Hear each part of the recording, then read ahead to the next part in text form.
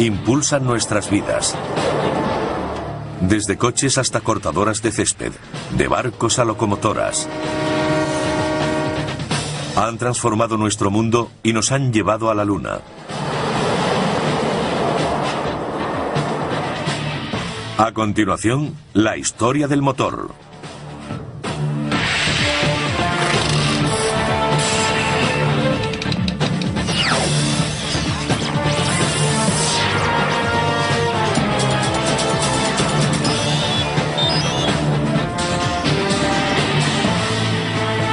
Maravillas modernas.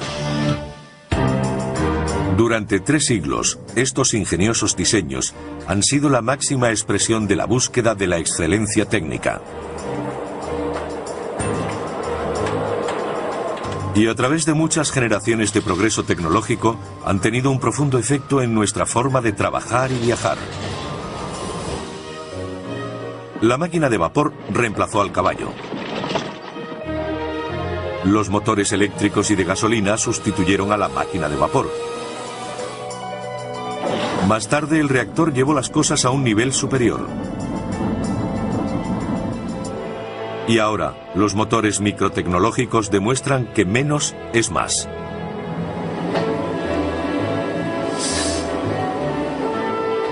Este proceso de siglos se inició cuando la máquina de vapor marcó el comienzo de la revolución industrial.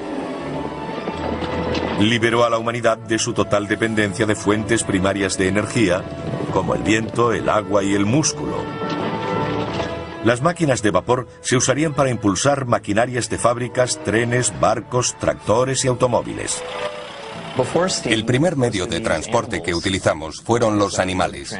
Cuando se inventó la máquina de vapor, pudimos mover más volumen, más rápido y de forma más segura que cuando se hacía con animales. Eso fue un cambio enorme. La gente se sentía menos atada a las pequeñas ciudades. Podían vivir en el campo y seguir conectados con la ciudad. En un motor de émbolo, el vapor entra por un extremo en el cilindro y lo empuja hacia atrás. Luego entra por el otro extremo, empujándolo hacia el lado contrario. El vapor se genera en una caldera, un recipiente metálico donde se calienta el agua usando madera, carbón, aceite o gas natural como combustible.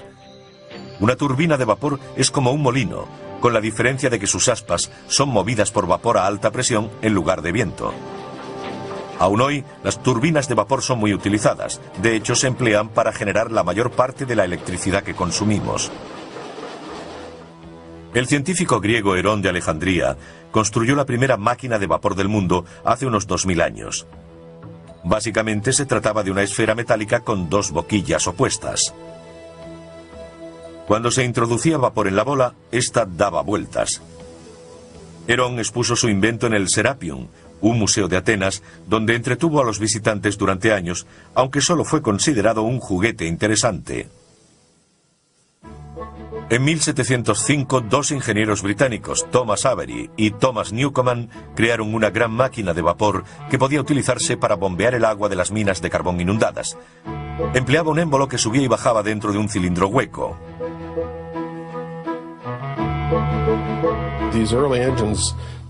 Estos primeros motores no tenían el engranaje necesario para convertir el movimiento de vaivén en otro de impulso rotatorio.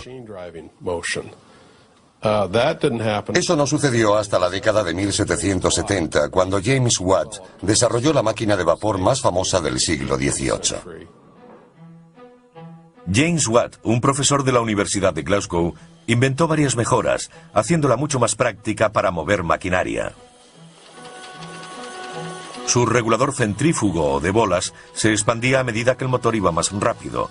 La fuerza centrífuga hacía que las pesadas bolas metálicas se separaran, cerrando una válvula que lo desaceleraba. Y a medida que se expandían, controlaban el movimiento del vapor en el cilindro. Se trataba de un dispositivo muy eficiente para evitar revoluciones excesivas y, aún más importante, para mantener un movimiento uniforme y regular. En 1800, más de 1.500 máquinas de vapor funcionaban en Europa y los Estados Unidos. Además de bombear el agua de las minas, también impulsaban las máquinas de las fábricas. Gran Bretaña fue la primera nación occidental y del mundo realmente en industrializarse. Y mucho de lo que allí se creó se desarrolló a partir de la invención de la máquina de vapor. En 1830 los barcos de vapor atravesaban regularmente el Atlántico. Los primeros no eran muy diferentes de los de vela de ese periodo. Tenían altos mástiles y velas, pero la gran diferencia era la enorme rueda de paletas en medio del barco. Movida por una máquina de vapor, proporcionaba potencia extra al girar en el agua. La mayoría de los barcos de vapor y los posteriores ferrocarriles redujeron radicalmente el tiempo para recorrer largas distancias. El político norteamericano Chancy Calhoun a menudo hablaba de conquistar espacio. Y básicamente eso es lo que hicieron estas máquinas. Ayudaron a conquistar espacio. Acortaron distancias entre dos lugares. Eso fue particularmente cierto en el caso de las máquinas de vapor cabalgando sobre raíles de acero que abrieron la entrada al oeste americano en 1800. En 1860 había casi 50.000 kilómetros de vías en Estados Unidos. Y en 1869 se puso el clavo dorado en Promontory Point, Utah, para unir las vías de la Unión y la Central, procedentes de las costas este y oeste. En Norteamérica la mayoría de los trenes de la época eran tirados por locomotoras 440 con 4 ruedas conductoras y 4 motrices. Pesaban 50 toneladas. Otra importante aplicación fue en la maquinaria agrícola. En el campo, uno podía quemar paja para su maquinaria agrícola, madera, incluso carbón. La máquina de vapor era muy adaptable y aceptaba cualquier combustible. Eso la hizo ideal para el campo. Enormes tractores de vapor comenzaron a transformar la agricultura a finales del siglo XIX. Fue una época en la que términos como bestia, leviatán y otros parecidos fueron muy utilizados. Algunos de estos motores pesaban de 10 a 20 toneladas. Eran enormes. A mediados de siglo, un norteamericano, George Corliss, desarrolló la más importante máquina de vapor desde James Watt. Su nuevo sistema de regulación le permitía funcionar a un ritmo constante, haciéndolo ideal para la industria textil.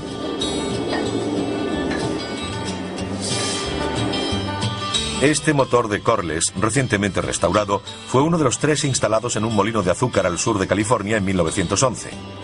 Durante 67 años, impulsó maquinaria para la obtención de azúcar de remolacha.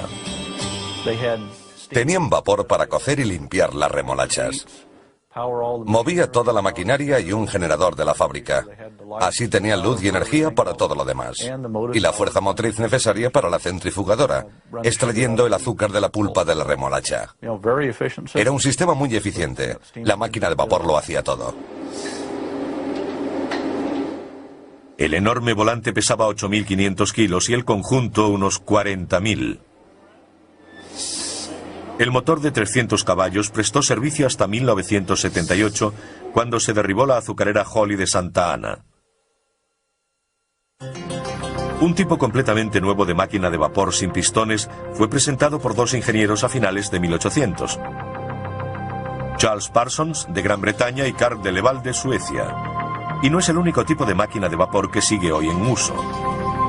Las turbinas, que utilizan la presión del vapor para hacer girar las aspas de un rotor, son más compactas que los motores de émbolo. Y normalmente permiten temperaturas superiores y una mayor expansión del vapor. Todo ello implica más potencia. A principios de 1900 navegaban por el Atlántico varios buques impulsados por turbinas, y en 1920 ya habían sustituido a los antiguos motores de émbolo en los grandes transatlánticos. Desde el Queen Mary, votado en 1934, hasta el Estados Unidos, votado en 1951, eran propulsados por turbinas de vapor. Actualmente, portaaviones y submarinos de la Marina estadounidense son propulsados por turbinas de vapor con combustible nuclear. Es muy probable que el televisor que ahora mismo está mirando funcione gracias al vapor. La mayoría de las centrales eléctricas, sobre todo en Estados Unidos, utilizan turbinas de vapor, incluyendo las nucleares como esta. El generador de la central eléctrica de hecho es de vapor. Sea su fuente de calor de origen nuclear, carbón o gas natural, se trata de una máquina de vapor. Resulta algo irónico que todavía usemos una tecnología que fue inventada hace casi 200 años. El agua circula a través del núcleo, adquiere el calor de la fisión y llega hasta los generadores de vapor, donde se convierte en vapor al instante. A continuación recorre los conductos de vapor hasta la turbina principal y la hace girar para producir electricidad. Puede que las turbinas tengan vigencia, pero los motores de émbolo llevan mucho tiempo en silencio. En Estados Unidos no se fabrican desde los años 50.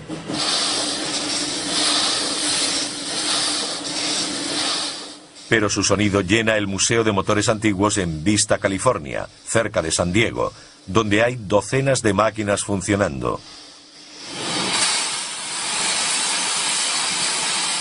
En su día fueron impresionantes imágenes de una potencia sin precedentes. Pero hubo grandes errores que convirtieron a estos enormes monstruos en dinosaurios. La transferencia de calor es un proceso lento, y en las máquinas de vapor hay que transferir el calor desde un fluido caliente, concretamente gases de combustión, al fluido que realmente produce la potencia, el vapor. Se advirtió que utilizando motores de combustión interna en los que el fluido que se expande y el que genera el calor es el mismo, la mezcla carburante, se obtenía más potencia con un motor más pequeño. Pero antes de la aparición del motor de combustión interna, surgió otra nueva máquina para ayudar a mover el mundo que no quemaba combustible. A continuación, el eléctrico se gana un lugar entre los motores del mundo. Cuando se extendió el uso de las máquinas de vapor a principios del siglo XIX, eran muy potentes. Pero esa potencia tenía un precio. También eran muy peligrosas. Para obtener la máxima potencia, sus calderas tenían que contener vapor a altas presiones, y no siempre estaban a la altura. En el siglo XIX había problemas con las explosiones de calderas. Solían ocurrir accidentes en los que moría mucha gente. Robert Sterling, un clérigo escocés, estaba cansado de ver a sus parroquianos resultar heridos o muertos por explosiones de máquinas de vapor. Así que decidió hacer algo. Mitad inventor, mitad predicador. Un hombre renacentista, fue un tipo increíble. Sterling desarrolló un motor totalmente nuevo, en 1816, al que llamó de aire caliente. Hoy es conocido como motor Sterling. Los motores que desarrolló eran de baja presión. En su interior no había nada a alta presión que pudiese explotar, incluso si la máquina se estropeaba. Los motores Sterling funcionan calentando una parte del mismo motor y enfriando otra. En su interior hay un mecanismo que hace circular el aire entre el lado caliente y el frío. Cuando está en la parte caliente, el aire se expande y empuja un pistón. Y cuando pasa por el lado frío, se contrae tirando del pistón. Pero había un problema con el invento del reverendo Sterling. Los metales utilizados en el siglo XIX no aguantaban bien el calor para que fuese tan duradero como la máquina de vapor. Los metales no aguantaban la alta temperatura de la llama continua. La caldera es la parte de la máquina de vapor que está expuesta a la llama continua, mientras que en el Sterling es el cilindro, una parte diferente. Pero con la metalurgia moderna, algunos creen que el motor Sterling ahora podría ser viable. Brent van Arsdale fabrica pequeños motores de demostración que revelan las capacidades del invento del reverendo Sterling. Uno de ellos funciona con el calor desprendido de una taza de café. Pero lo más sorprendente es que también funciona con el aire frío de un cuenco lleno de hielo. Todo lo que necesita es una diferencia de temperatura. Lo único que hay que hacer es mantener una parte fría y la otra caliente. Funcionan en cualquier sitio donde sea posible mantener la diferencia de temperatura. Este motor Sterling puede funcionar con el calor de la palma de la mano. Durante décadas se ha intentado poner motores Sterling en vehículos y aún no es viable. Son caros, mucho más que los alternativos de gasolina o diésel. Y es muy difícil que sean eficientes debido al continuo cambio de régimen, ya que el conductor va reduciendo o acelerando. Eso dificulta el rendimiento permanente del motor, especialmente en un Sterling. El vapor y los motores Stirling del siglo XIX pronto tuvieron un nuevo competidor que ayudó a impulsar la revolución industrial. Y hoy aún sigue con nosotros. No tenemos máquinas de vapor en nuestras casas, pero sí muchos aparatos eléctricos. Mire a su alrededor, verá que tiene cantidad de ellos. Relojes, aire acondicionado, equipos de música, vídeos, ventiladores, aspiradoras, batidoras. Y por supuesto no olvidemos el cepillo de dientes. Todos son accionados por motores eléctricos. Sin ellos ni siquiera podríamos hacer esta entrevista. Más valdría quedarse en la cama, salvo que uno quisiera volver a los días de los carros y los caballos. A diferencia de la mayoría de los motores que utilizan algún tipo de combustión para crear calor, el eléctrico funciona por un principio completamente diferente. Cuando la electricidad fluye a través de un cable, se crea un campo electromagnético. Ello significa que temporalmente ese cable se convierte en un imán, y cuando se corta la electricidad deja de serlo. Si se conecta al revés, se invierten los polos. Y esto es lo que repetidamente hace un motor eléctrico usando la fuerza magnética para crear movimiento. Crea un campo magnético. Se mueve como Doug y yo lo estamos haciendo. La corriente pasa por el campo magnético y por la bobina, haciendo que esto gire. Naturalmente, los motores eléctricos necesitan electricidad. Así que su historia comienza con los pioneros de este campo. En 1824, Michael Faraday patentó la corriente continua y su motor. En 1888, el excéntrico genio Nikola Tesla patentó la corriente alterna y el suyo. Hoy en día ambos están en uso. Si funciona con pilas es de corriente continua, si se enchufa en la pared es de corriente alterna. Tesla fue el primero que introdujo el concepto de corriente alterna, que consiste en el cambio de polaridad 50 o 60 veces por segundo. Pero Edison no creía en ello y despidió a Tesla, que fue a trabajar con George Westinghouse. Tesla estaba en lo cierto. La corriente alterna podía ser transportada a muchos kilómetros, mientras que existían limitaciones significativas para la distribución de corriente continua. George Westinghouse adquirió las patentes para el sistema de corriente alterna de Tesla y en 1891 montó la primera línea de corriente alterna de alta tensión en California, conectando San Antonio Canyon con Pomona y San Bernardino. En 1894 Westinghouse empezó a fabricar otro de los inventos de Tesla, el motor de corriente alterna. Los primeros equiparon a algunos de los coches primitivos junto con las máquinas de vapor y los motores de combustión interna que usaban combustible como la gasolina para mover un pistón. No creo que nadie supiera, al menos durante la primera década de la existencia del automóvil, cuál sería el ganador. Alrededor de 1912 finalmente se impuso el motor de combustión interna. Irónicamente, gracias a la adición de uno eléctrico, al que se llamó motor de arranque. Esa era exactamente su función, dar el primer impulso a los pistones sin que el conductor saliese despedido, o peor. Hasta entonces había que hacer girar el motor para que arrancara. No solo era difícil, sino peligroso. Podía romper con facilidad los huesos del brazo, y si daba un tirón de la persona, podía hacerle mucho daño. Sin embargo, el motor de arranque lo cambió todo, marcando la desaparición del automóvil eléctrico y el de vapor. Como con la manivela, el motor de arranque iniciaba los ciclos de compresión y combustión necesarios para que el motor funcionase por sí solo. Algunos de los mayores motores eléctricos se hicieron para los ascensores. En 1933, Westinghouse construyó los más rápidos del mundo para el Rockefeller Center de Nueva York. En 1972, instaló los ascensores en el que era por aquel entonces el edificio más alto del mundo, la Torre Sears, en Chicago. En la década de los 90, el motor eléctrico regresó al mundo automovilístico cuando la General Motors presentó el EV1. Muy ligero de peso y con un fuerte chasis rígido, además tenía una de las carrocerías más aerodinámicas jamás fabricadas. Hay quien dijo que fue construido como un avión más que como un coche. Fue un fracaso y se canceló su producción en el 2000. Como sucede con todos los coches eléctricos, el problema es su limitada autonomía entre recargas. Si uno tiene prisa y solo puede recorrer 160 kilómetros parando 8 horas para recargar la batería, mejor se compra un carromato. No creo probable que en 10 o 20 años los vehículos eléctricos compitan con los estándar. La tecnología de las baterías no es lo bastante buena y cuesta mucho, aplicada a la escala que requiere la cantidad de energía necesaria para propulsar un vehículo. Si se redujera su tamaño y aceptásemos una autonomía limitada, los coches eléctricos podrían resultar interesantes, porque realmente no producen emisiones cuando circulan. Puede que ellos no contaminen, pero sí ocurre donde se genera la electricidad que necesitan para recargar sus baterías, ya que la mayor parte proviene de centrales que queman combustibles fósiles. Como los vehículos eléctricos precisan baterías de duración limitada o líneas aéreas a las que conectarse, han tenido más éxito en el transporte público que en el privado.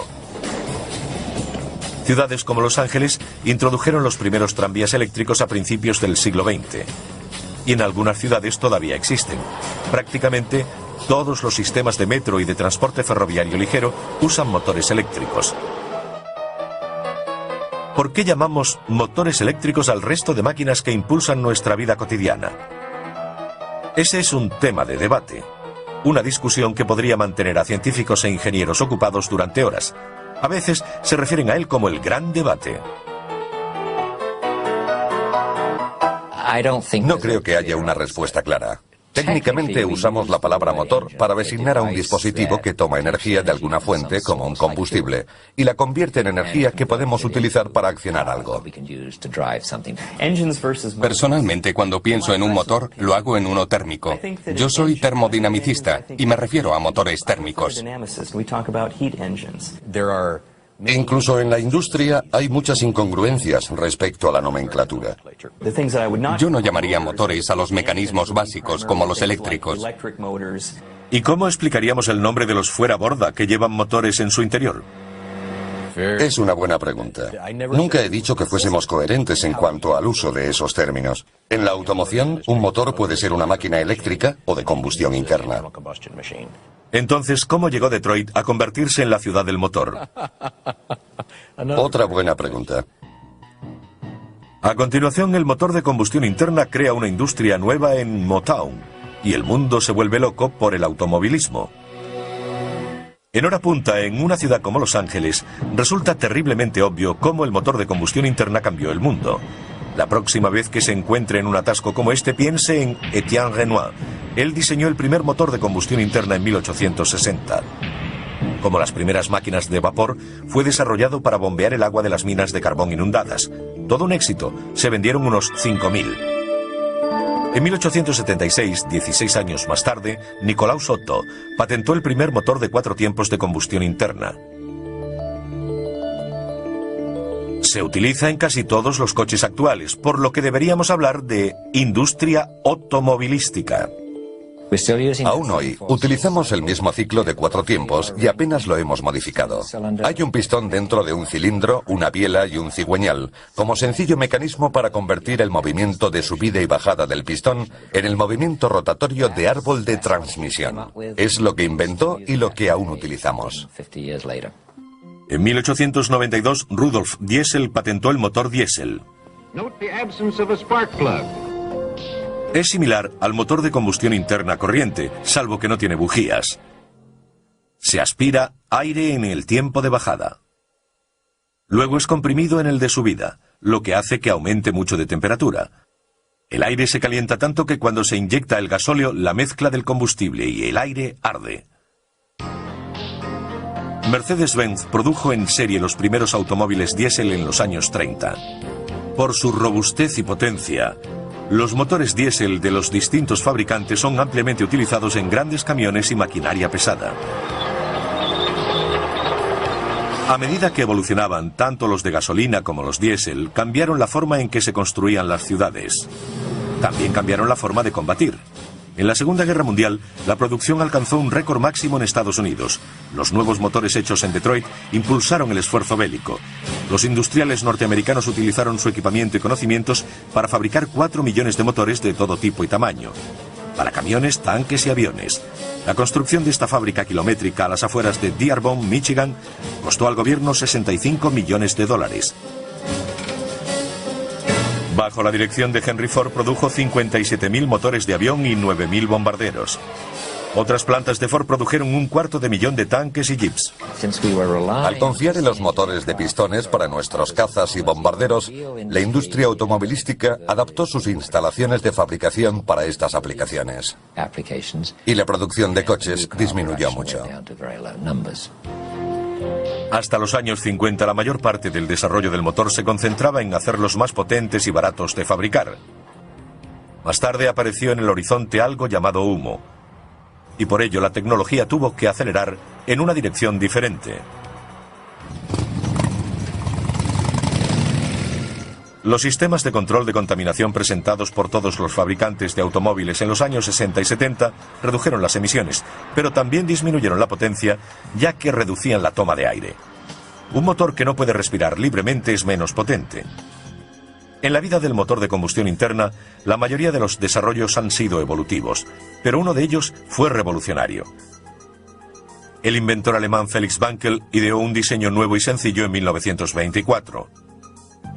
Pero hasta 1957 no se construyó el primer motor rotativo Wankel verdaderamente funcional. Era una innovación espectacular.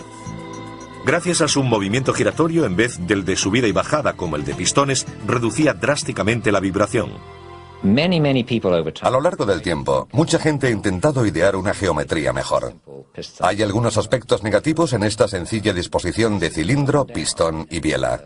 La masa se mueve arriba y abajo, y de esa forma es difícil evitar la vibración resultante. Pero hasta ahora, con la sola excepción de Wankel, nadie ha inventado una geometría que alcance producción mundial. Es este rotor de forma más o menos triangular el que se mueve dentro de un contenedor, pero no simétricamente. Está descentrado, y al girar, el rotor triangular comprime o expande, igual que el pistón con su movimiento de subida y bajada en el cilindro. Me siento muy unido al motor rotativo, sin duda alguna. Kobi Kobayakawa, jubilado recientemente, dirigió el proyecto del gran éxito de Mazda, el RX-7 con motor rotativo. Esta es la única parte móvil del motor rotativo. No tiene válvulas de admisión o escape ni árbol de levas. Básicamente solo hay dos partes móviles, los dos rotores. En cambio, en un V6 están los pistones, las bielas, las válvulas y el árbol de levas. Puede haber unas 50 piezas móviles. En 2001, Mazda completó el desarrollo de un nuevo modelo de motor rotativo llamado RX-8. Puede parecer pequeño, pero con sus 255 caballos puede competir con otros mucho mayores de pistones. Es el único coche de serie que carece de pistones. Kobi Kobayakawa habló con Felix Wankel pocos años antes de la muerte del inventor, en 1888. Yo le admiraba desde hacía muchos años. Su forma de ver el motor rotativo de Mazda siempre fue como la de un padre a un hijo. Era muy amable y estaba muy contento con el esfuerzo llevado a cabo por Mazda y los resultados obtenidos con el motor rotativo. Felix Wankel estaría orgulloso de que la idea innovadora que tuvo en 1924 siga girando. A continuación, diminutos ingenios que hacen que un ácaro del polvo parezca un monstruo. Recibe el nombre de microtecnología y es lo más pequeño en máquinas y motores.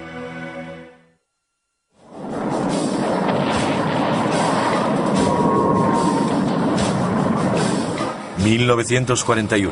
El mundo está en guerra. Es el momento de un nuevo avance tecnológico. Aparece el reactor.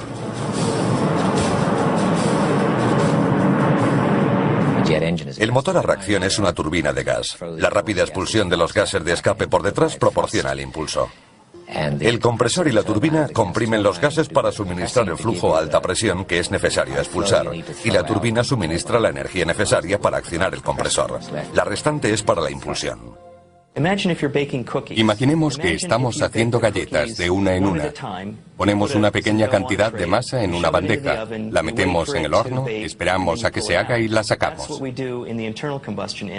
Pues eso es lo que hacemos en el motor de combustión interna de pistones alternativos. Entra la mezcla carburante, punto. Se comprime, punto. Arde y se expande, punto. Se expulsa, punto. Es un constante empezar y acabar. Mientras que en el reactor se trata de un solo proceso continuo. Todo comenzó hace unos 60 años, cuando Gran Bretaña y Alemania se afanaban por crear el primer avión a reacción. En 1941, Alemania fue la primera con un caza prototipo, el AG-280. Un año más tarde tenían otro incluso mejor, el ME-262. Fue el primer avión a reacción del mundo fabricado en serie. El primer reactor británico, el caza Gloster Meteor, hizo su primer vuelo de prueba en marzo de 1943. Desde entonces se ha evolucionado hasta llegar a esto. Airbus Industries desarrolla lo que algunos llaman el Super Jumbo. Un avión de 2 plantas, un 50% mayor que el Boeing 747 y capaz de transportar de 600 a 700 pasajeros.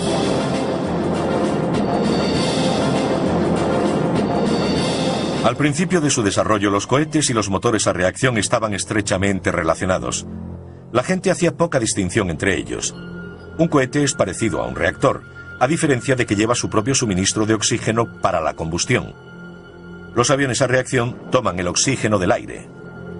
Los cohetes lo obtienen del tanque de oxígeno que llevan a bordo, lo que significa que pueden volar por el espacio, donde no hay oxígeno.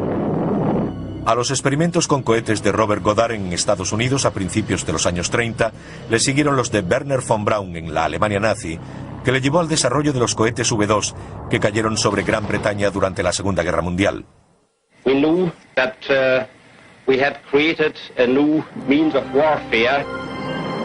La tecnología de cohetes de Goddard y von Braun permitió futuros desarrollos como la ruptura de la barrera del sonido por Chuck Yeager en 1947, el lanzamiento del satélite ruso Sputnik en 1957 y el alunizaje del Apolo 11 en 1969. Hoy los 3 cohetes principales que impulsan la lanzadera espacial originan un empuje equivalente a 37 millones de caballos.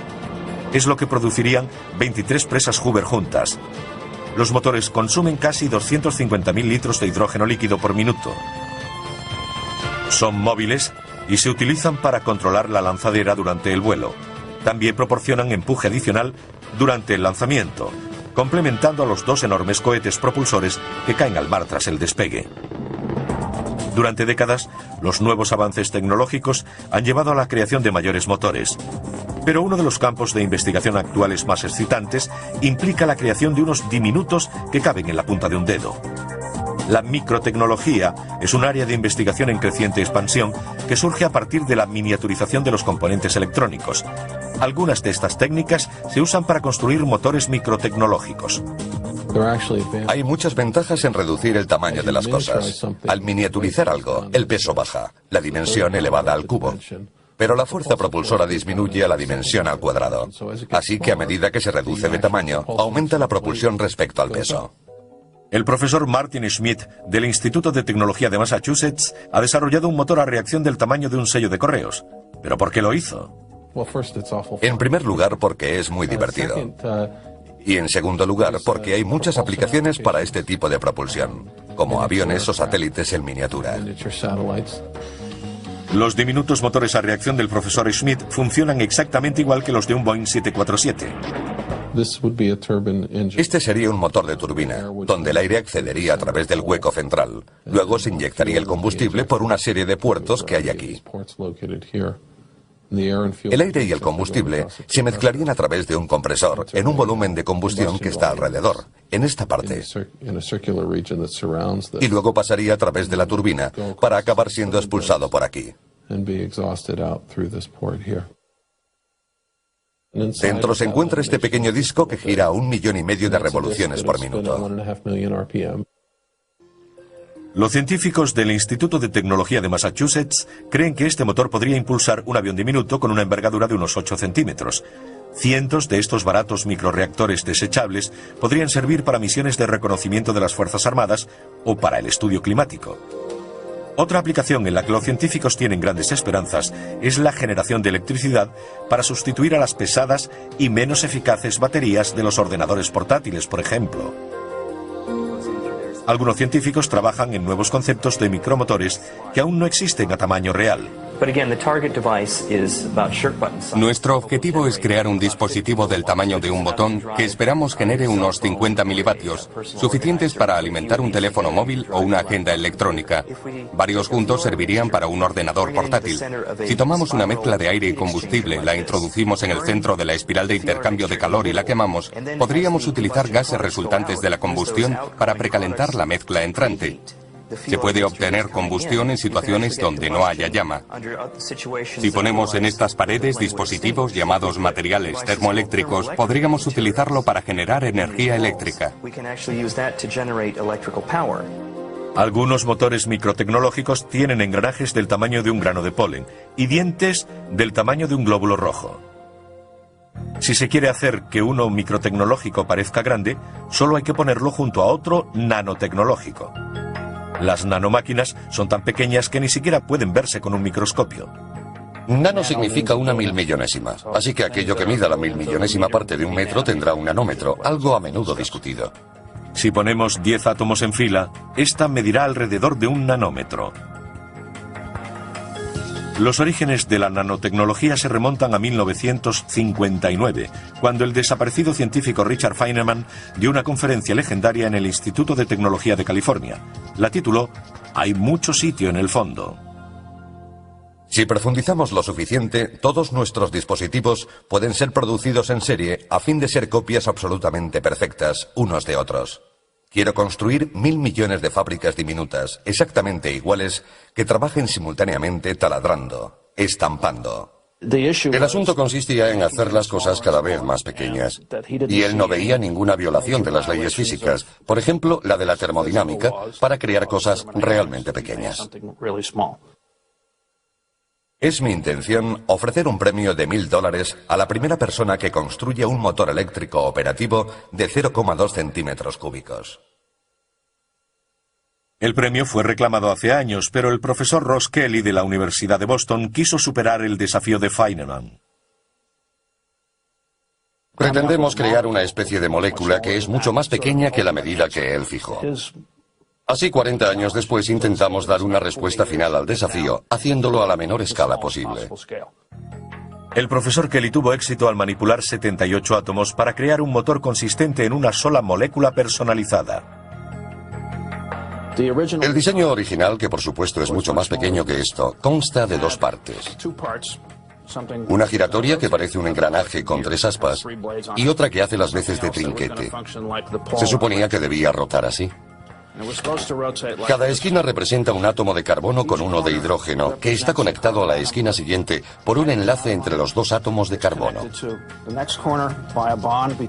La siguiente esquina también se une al otro mediante un enlace entre los átomos de carbono, y gracias a las leyes de la química se puede predecir la longitud de las distancias y la geometría. En otras palabras, incluso a pesar de ser tan diminuto que es imposible verlo, Kelly sabe que ha creado una molécula cuyos átomos funcionan como un motor. Le llevó 4 años desarrollar su molécula motora, pero ahora puede producirse en grandes cantidades, muy grandes. Sí, teníamos un matraz con unos 1.000 millones de moléculas motoras aproximadamente. Pueden fabricarse tantas como se quiera, trillones y trillones.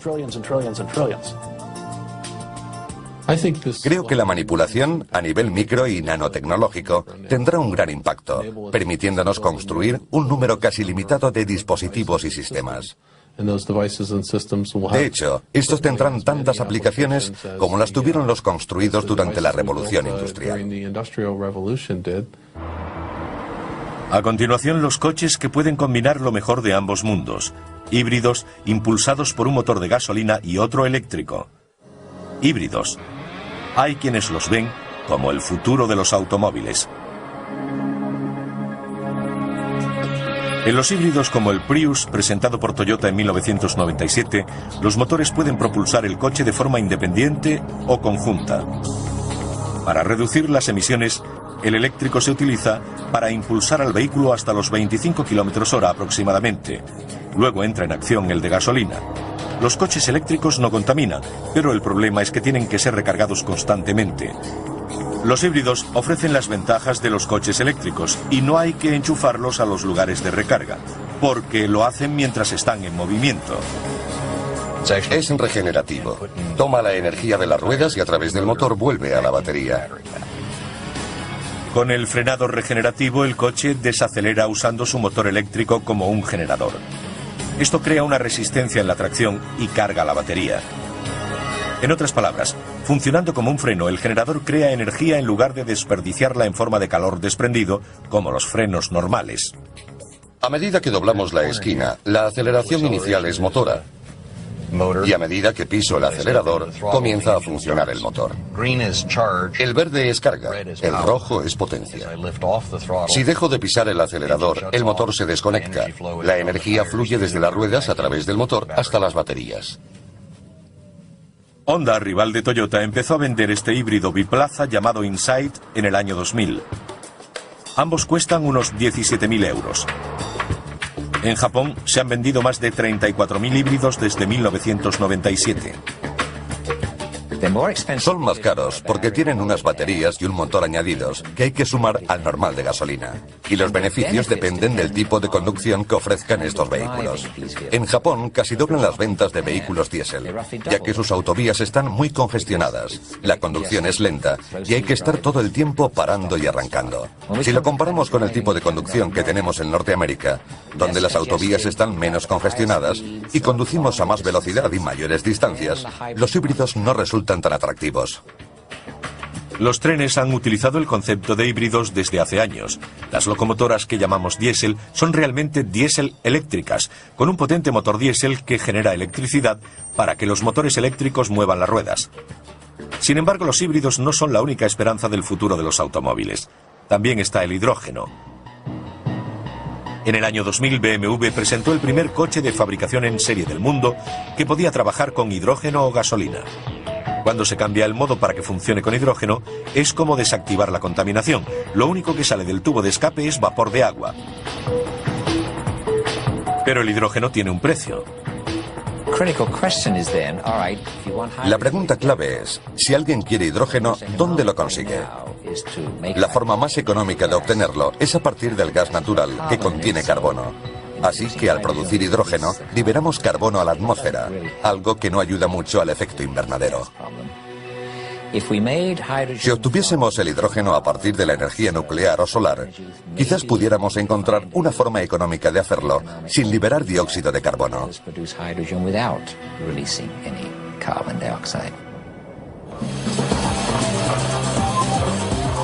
Desde las máquinas de vapor hasta los motores Stirling, de los pistones a las turbinas. Estudiar la historia de la tecnología del motor es un peregrinaje gratificante. Un viaje al panteón de los mayores logros tecnológicos del hombre. Desde que Herón construyó su primera máquina de vapor en la antigua Grecia, la humanidad ha quedado fascinada con los últimos motores. Lo hice porque pensé que sería ingenioso. No pensé mucho en sus aplicaciones. Sin duda, esa fascinación nos mantendrá conectados al futuro e impulsará nuestra habilidad para seguir cambiando nuestro mundo, inventando nuevas clases de motores, aunque no estemos seguros de para qué servirán.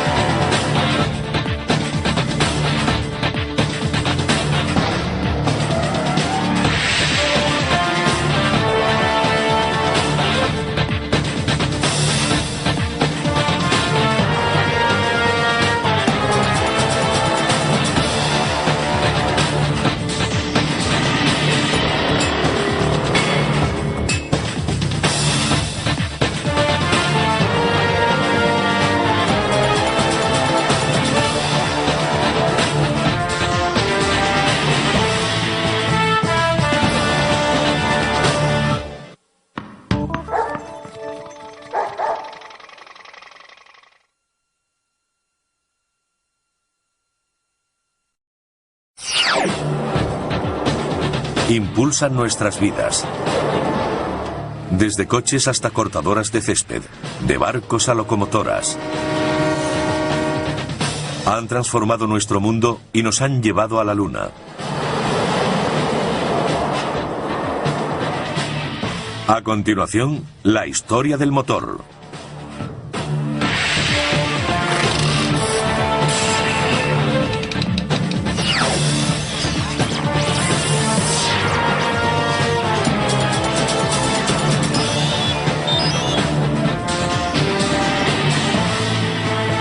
Maravillas modernas. Durante 3 siglos, estos ingeniosos diseños han sido la máxima expresión de la búsqueda de la excelencia técnica. Y a través de muchas generaciones de progreso tecnológico, han tenido un profundo efecto en nuestra forma de trabajar y viajar. La máquina de vapor reemplazó al caballo. Los motores eléctricos y de gasolina sustituyeron a la máquina de vapor. Más tarde, el reactor llevó las cosas a un nivel superior. Y ahora, los motores microtecnológicos demuestran que menos es más.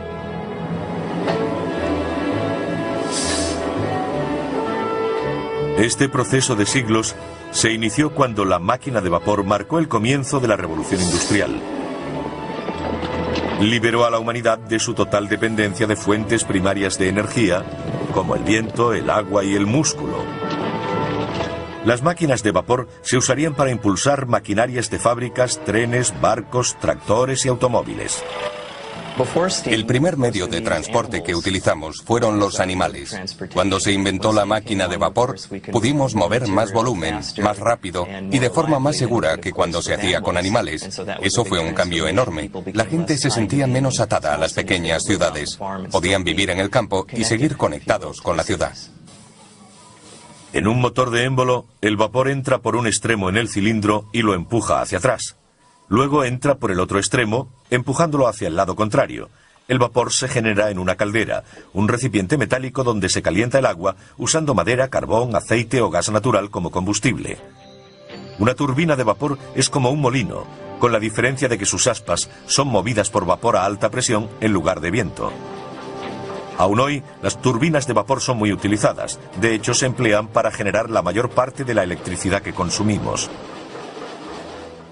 El científico griego Herón de Alejandría construyó la primera máquina de vapor del mundo hace unos 2000 años. Básicamente se trataba de una esfera metálica con 2 boquillas opuestas. Cuando se introducía vapor en la bola, ésta daba vueltas. Herón expuso su invento en el Serapion, un museo de Atenas, donde entretuvo a los visitantes durante años, aunque solo fue considerado un juguete interesante. En 1705, 2 ingenieros británicos, Thomas Avery y Thomas Newcomen, crearon una gran máquina de vapor que podía utilizarse para bombear el agua de las minas de carbón inundadas. Empleaba un émbolo que subía y bajaba dentro de un cilindro hueco.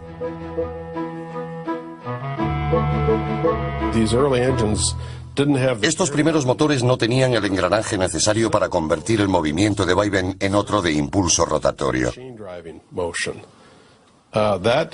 Eso no sucedió hasta la década de 1770, cuando James Watt desarrolló la máquina de vapor más famosa del siglo XVIII.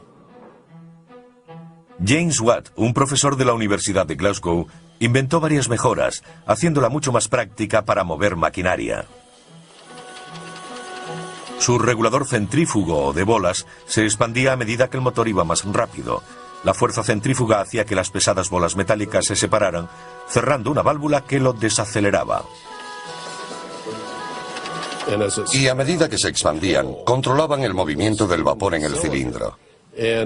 Se trataba de un dispositivo muy eficiente para evitar revoluciones excesivas y, aún más importante, para mantener un movimiento uniforme y regular. En 1800, más de 1.500 máquinas de vapor funcionaban en Europa y los Estados Unidos. Además de bombear el agua de las minas, también impulsaban las máquinas de las fábricas. Gran Bretaña fue la primera nación occidental y del mundo realmente en industrializarse.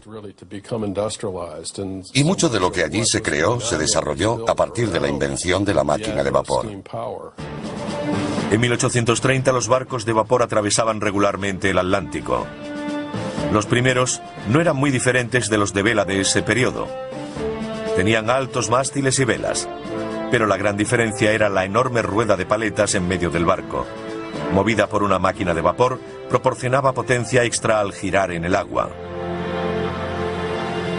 La mayoría de los barcos de vapor y los posteriores ferrocarriles redujeron radicalmente el tiempo para recorrer largas distancias. El político norteamericano Chancy Calhoun a menudo hablaba de conquistar espacio. Y básicamente eso es lo que hicieron estas máquinas. Ayudaron a conquistar espacio. Acortaron distancias entre dos lugares. Eso fue particularmente cierto en el caso de las máquinas de vapor cabalgando sobre raíles de acero que abrieron la entrada al oeste americano en 1800. En 1860 había casi 50.000 kilómetros de vías en Estados Unidos. Y en 1869 se puso el clavo dorado en Promontory Point, Utah, para unir las vías de la Unión y la Central, procedentes de las costas este y oeste. En Norteamérica, la mayoría de los trenes de la época eran tirados por locomotoras 440 con 4 ruedas conductoras y 4 motrices. Pesaban 50 toneladas.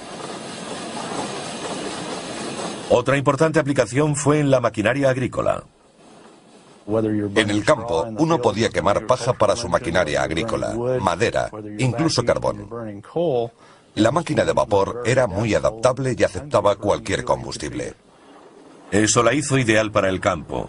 Enormes tractores de vapor comenzaron a transformar la agricultura a finales del siglo XIX. Fue una época en la que términos como bestia, leviatán y otros parecidos fueron muy utilizados. Algunos de estos motores pesaban de 10 a 20 toneladas. Eran enormes. A mediados de siglo, un norteamericano, George Corliss, desarrolló la más importante máquina de vapor desde James Watt. Su nuevo sistema de regulación le permitía funcionar a un ritmo constante, haciéndolo ideal para la industria textil.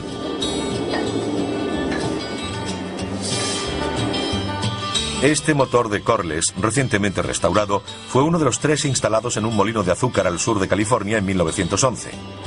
Durante 67 años, impulsó maquinaria para la obtención de azúcar de remolacha. Tenían vapor para cocer y limpiar las remolachas. Movía toda la maquinaria y un generador de la fábrica. Así tenían luz y energía para todo lo demás. Y la fuerza motriz necesaria para la centrifugadora, extrayendo el azúcar de la pulpa de la remolacha. Era un sistema muy eficiente. La máquina de vapor lo hacía todo. El enorme volante pesaba 8.500 kilos y el conjunto unos 40.000. El motor de 300 caballos prestó servicio hasta 1978, cuando se derribó la azucarera Holly de Santa Ana. Un tipo completamente nuevo de máquina de vapor sin pistones fue presentado por 2 ingenieros a finales de 1800. Charles Parsons, de Gran Bretaña, y Carl de Leval, de Suecia. Y no es el único tipo de máquina de vapor que sigue hoy en uso. Las turbinas, que utilizan la presión del vapor para hacer girar las aspas de un rotor, son más compactas que los motores de émbolo. Y normalmente permiten temperaturas superiores y una mayor expansión del vapor. Todo ello implica más potencia.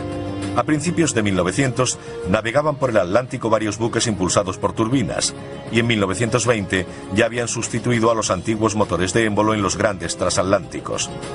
Desde el Queen Mary, votado en 1934, hasta el Estados Unidos, votado en 1951, eran propulsados por turbinas de vapor. Actualmente, portaaviones y submarinos de la Marina estadounidense son propulsados por turbinas de vapor con combustible nuclear. Es muy probable que el televisor que ahora mismo está mirando funcione gracias al vapor. La mayoría de las centrales eléctricas, sobre todo en Estados Unidos, utilizan turbinas de vapor, incluyendo las nucleares como esta. El generador de la central eléctrica de hecho es de vapor. Sea su fuente de calor de origen nuclear, carbón o gas natural, se trata de una máquina de vapor. Resulta algo irónico que todavía usemos una tecnología que fue inventada hace casi 200 años. El agua circula a través del núcleo, adquiere el calor de la fisión y llega hasta los generadores de vapor, donde se convierte en vapor al instante. A continuación recorre los conductos de vapor hasta la turbina principal y la hace girar para producir electricidad. Puede que las turbinas tengan vigencia, pero los motores de émbolo llevan mucho tiempo en silencio. En Estados Unidos no se fabrican desde los años 50.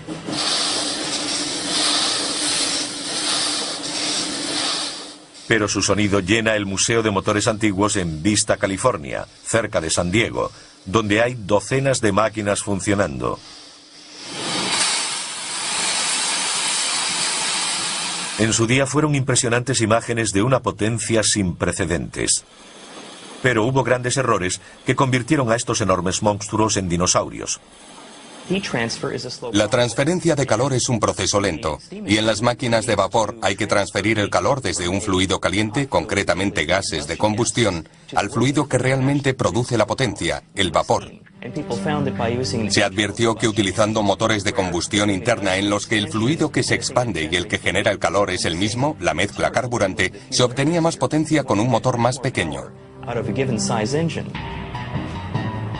Pero antes de la aparición del motor de combustión interna, surgió otra nueva máquina para ayudar a mover el mundo que no quemaba combustible. A continuación, el eléctrico se gana un lugar entre los motores del mundo. Cuando se extendió el uso de las máquinas de vapor a principios del siglo XIX, eran muy potentes. Pero esa potencia tenía un precio. También eran muy peligrosas. Para obtener la máxima potencia, sus calderas tenían que contener vapor a altas presiones, y no siempre estaban a la altura. En el siglo XIX había problemas con las explosiones de calderas. Solían ocurrir accidentes en los que moría mucha gente. Robert Sterling, un clérigo escocés, estaba cansado de ver a sus parroquianos resultar heridos o muertos por explosiones de máquinas de vapor. Así que decidió hacer algo. Mitad inventor, mitad predicador. Un hombre renacentista, fue un tipo increíble. Sterling desarrolló un motor totalmente nuevo, en 1816, al que llamó de aire caliente. Hoy es conocido como motor Sterling. Los motores que desarrolló eran de baja presión. En su interior no había nada a alta presión que pudiese explotar, incluso si la máquina se estropeaba. Los motores Sterling funcionan calentando una parte del mismo motor y enfriando otra. En su interior hay un mecanismo que hace circular el aire entre el lado caliente y el frío. Cuando está en la parte caliente, el aire se expande y empuja un pistón. Y cuando pasa por el lado frío, se contrae tirando del pistón. Pero había un problema con el invento del reverendo Sterling. Los metales utilizados en el siglo XIX no aguantaban bien el calor para que fuese tan duradero como la máquina